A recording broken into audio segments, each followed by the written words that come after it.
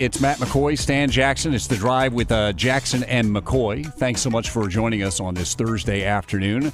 Been talking a lot this week, of course, about the transfer of Joe Burrow. Reports out there that spending the day in Cincinnati, also going to go to LSU. That's reports. And we'll see where Joe Burrow ends up. No person better to talk to about Ohio State football and not just the Joe Burrow transfer, but other issues with the Buckeyes than Tim May. And Tim, thanks for joining us. I read your piece today, which was talking about what is left after Joe Burrow's transfer. Obviously, you got Dwayne Haskins, Tate Martell, and Matthew Baldwin, but that is you think about what has happened at other schools around the country, most notably in the conference, Maryland, Purdue going through quarterbacks.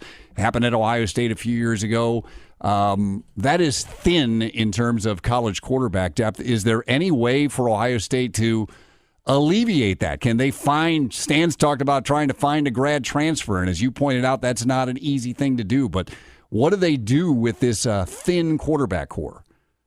I think we're all waiting to see. You know, they have a walk-on guy there who's, you know, I guess decent and stuff. But bottom line is, as I pointed out in the story, you know, most of the times these graduate transfers leave because they're looking for an immediate place to play somewhere else, and that evidently is not going to be the case at Ohio State, because that's why Joe Burrow left. And bottom line, you know, for example, Blake Barnett left Alabama, you know, when Jalen Hurts won the job as a freshman. And he went to, Arizona State, I think, and then that didn't work out, and now he's trying to go somewhere else. I mean, there's just an example of, you know, the grass is not always greener on the other side. And number three, I'm not sure whether Ohio State would actually take what you'd call a journeyman or a guy that they don't think they could possibly win with, so to speak. But, you know, the problem right now is until Matthew Baldwin is totally cleared, even Vanessa's got two scholarship quarterbacks. You know, that's not even a pair and a spare, as Archie Griffin would say. And we've seen over the last many years, they've played that at least the second team quarterback has come into play in a most important way almost every season. So this is an interesting time. But obviously, they're not going to get anybody from the recruiting side of things, 2019 to 2020. But they do want to get that conveyor belt with a few more names on it. Yeah.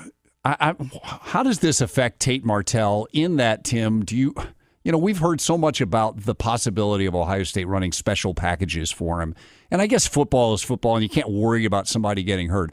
But if you only have two quarterbacks, do you want to put somebody out in harm's way that is your only backup? I guess that those are things you can't control, and you got to do what you do. But man, because you're right about Matthew Baldwin coming off the knee injury and the fact that he's a true freshman. You don't even know if he's going to be available at all, and that leaves you with two. I don't know what they would do. Do they have to be careful about how they utilize a Tate Martell?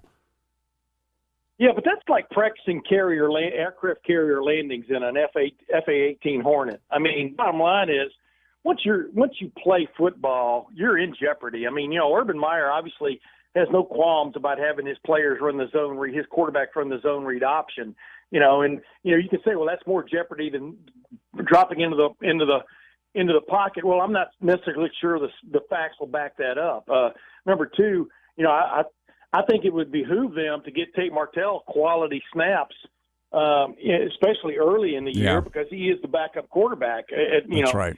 De facto backup quarterback as we speak. And, you know, I don't think you can play the game. I mean, I'm not trying to sound macho or anything like that, but, you know, I don't think you can play the game worried about those kind of things. I think you just basically have to let your guys play, get their experience, and move on. But the bottom line is, I think if they do indeed follow through with these packages that we've heard about with Tate Martell, I would think you're still going to see them. I mean, I don't see a reason why putting him in bubble wrap and sitting him over on the bench makes a whole lot of sense. Tim, where do you think Joe Burrow ends up? Stan is in the corner of Cincinnati, that he thinks that would be a great fit for him. Luke Fickell right down the road. Others talk about Power Fives. Where do you think?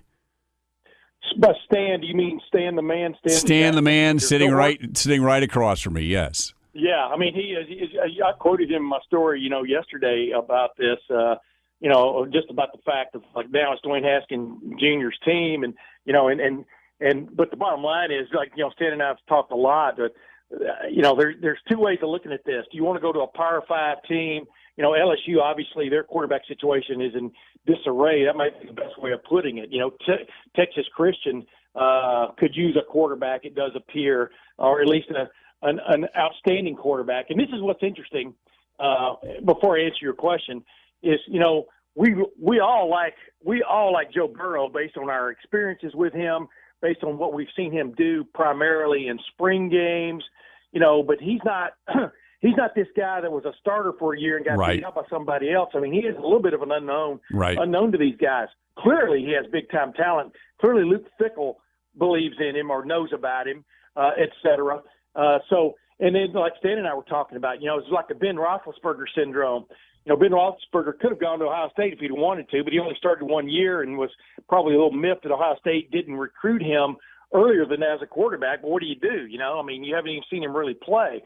Bottom line is he ended up in a great position. He went to Miami and threw the hell out of the ball, for 3 or 4 years. And if you aspire to get to the next level, you want to be able to showcase your talents. And let's face it, what the pros want to do, what the pros want to see is you standing in there and delivering the ball and throwing the ball, not necessarily running the ball, et cetera, running an option offense and things like that. So it would behoove him to go someplace like that. I mean, someplace like that would be LSU, though, and LSU is obviously in the Southeastern Conference, and they have not been happy with their quarterback play for a couple of years now, or their offense, period. And if in fact, evidently they like him because they're bringing him down for a visit, but from what you understand, and so it depends on what Joe wants, and where he sees, as he said to me the other day, he's looking absolutely was the word he used for a place where he can play immediately. That's number one on his list because obviously he's already paid his dues as far as riding the pine. It's funny, and Stan, think about this. The amount of to-do there is, not only here, but nationally over Joe Burrow transferring. And Tim makes the point. Can you imagine if Jalen Hurts decides to leave Alabama? Oh, man. You're going to have teams with a quality starting quarterback calling to see if he'll come. We have teams like with a quarterback that won games, and they say, but we can win more with Jalen. It's going to be ridiculous. But you've got the interesting thing with Jalen Hurts, though, is he also has a big question mark next to him now. I mean, he was pulled in the biggest of games for a true freshman who went there and threw the hell out of the ball to Tagliavoa. For everybody passes. You still call him late for the huddle. And that's like Kirk Herbstreit and I were talking about this a couple of weeks ago. Like I said a while ago, the grass is always greener. But you see guys, Russell Wilson is sort of the example that everyone thinks happens to a graduate transfer, but that's rare. And and then on top of that, unless you go to like a Division I AA or FCS school, but even that's not a guarantee because we've seen guys do that from the big time schools and just sort of disappear, like Ryan Perrilloux. And I think there was a kid's name from LSU many years ago who looked like he had all kinds of talent. But there's no guarantee when you leave. But sometimes you do have to take your fate more into your own hands and give it a shot. Tim, I want to ask you quickly, this another weekend where NFL rookie mini camps are opening, specifically Cincinnati. You've got, Billy Price and Sam Hubbard down there. In New Orleans, undrafted, but JT Barrett's getting a shot. I'm wondering, out of all the players that were drafted, undrafted, you got Tyquan Lewis, Indianapolis. Is there anyone that just jumps out at you as, that was a great fit? Denzel Ward obviously is going to get a great chance with the Browns. He's number 4 overall pick. But is there someone out of that draft class or free agents that you thought, man, that is a perfect fit for him? Yeah, I think Jalen Holmes ended up in a great position. And Minnesota?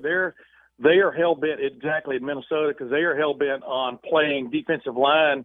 Their defensive line playing a lot like Ohio State does right now, of rotating guys in, keeping fresh bodies out there. I think everybody would like to do that, but Minnesota may have the wherewithal, which means, we all know. I mean, Jalen Holmes is a little bit of a matchup nightmare in some respects, depending on where you play him. And I think that was a great pick by both Minnesota and a great fit for Jalen Holmes, because I think he's going to get an immediate look. And we all know hustle is not a problem for him. He's a little bit, what do you want to call it, stiff, or in some people's minds. I'm not sure I buy that. He seems to make things happen when he's on the field, and that's what they really like. And then JT, everybody's got their I've got my eye on JT. I mean, I'm not going to sit here and go once again into the pluses and minuses of JT Barrett, the most prolific quarterback in Ohio State history, the most prolific quarterback in Big Ten history. There, I guess I kind of did. But for him to go undrafted and not even get a shot because he proved he can run and also proved he can throw, and this idea that he's inaccurate. Well, he's basically the most accurate quarterback in Ohio State history, or right up there. And it's just interesting to me to see what he does, because if he can get in the locker room and exude that leadership that he has, and I think a team would be hard-pressed not to keep him on, at least as a journeyman backup kind of player. Yeah. If he can, there's a lot of teams right now, man, in the NFL that are looking to add, what Deshaun Watson kind of unveiled last year with Houston, and they've tried to do a little bit with Cam Newton. I mean, a little bit more of that zone read look. I mean, that option run pass option situation involving the quarterback being able to run. And JT definitely is an excellent runner. So they might keep him around just because they want to add that little element, that, what do you want to call it, that Tate Martell element to their offense. Yeah, that would be fascinating to watch. Tim, thanks so much. Appreciate it. And enjoy Indianapolis here coming up, right? Aren't you going to cover the Indy 500? Yeah, I'm headed that way tomorrow for the Grand Prix of Indy, which is on Saturday, qualifying Friday, and then the practice and qualifying for the Indy 500 is the next week, and then the race is the week after that, and this will be since '85, my 34th Indy 500. I'm awesome. Looking forward to it. Beautiful. Hey, by the way, next time I call, let Stan ask more than one question. All right. I had the mic open for him, but I'm listening to. Night. He got bashful. I know, man. I'm listening to two of the best in the industry. I got to let that go. There you go. Hey, Tim, thanks so much. Appreciate it. That is Tim May of the Dispatch joining us.